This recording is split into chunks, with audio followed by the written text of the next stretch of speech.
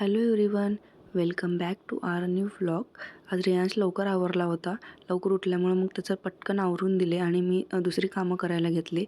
मग तो आवरून एक ड्रॉइंग करत बसला होता. ज्या दिवशी थोडंसं लेट होणार असतं त्या दिवशी मग मुद्दामनं त्याचं ड्रॉइंग वगैरे चालू असतं. तुमची मुलंही असंच करतात का? कमेंट बॉक्समध्ये नक्की कमेंट करा. आणि मी कॉफी आणि मग त्याचा नाश्ता वगैरे बनवले होते. मी माझ्यासाठी कॉफी बनवले होते आणि त्याचा डबा आधीच बनवून ठेवला होता. तो थोडंसं नाश्ता कर, मी कॉफी पिते म्हणलं तर त्याचं इकडं असं सांडासांडी आणि मलाच डबल काम लावत होता. म्हणून मी म्हटले की तू काही खाऊ नकोस, मीच तुला भरवते. पटकन त्याला भरवले आणि मग लगेच कपडे वगैरे बदलून युनिफॉर्म घालून त्याला शाळेत पाठवले. आणि आता नवरात्र चालू असल्याकारणाने आणि आमच्या घरात घट असल्यामुळे मग बरीच कामे वाढली आहेत आता. मग तो शाळेत गेल्यानंतर ती सगळी कामं आवरले मी आणि त्याला शाळेतून घेऊन आले.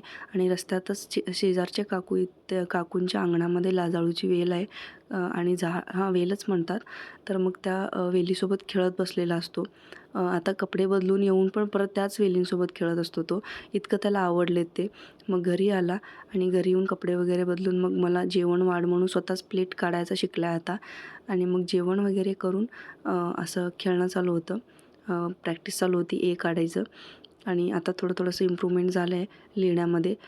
काढून झालं, मग 1 काढून झालं आणि मग जेवढे हाताला लागतील तेवढे गाड्या सगळं ठेवून व्हिडिओ बनव म्हणून असं त्याचे प्रयत्न चालू होते.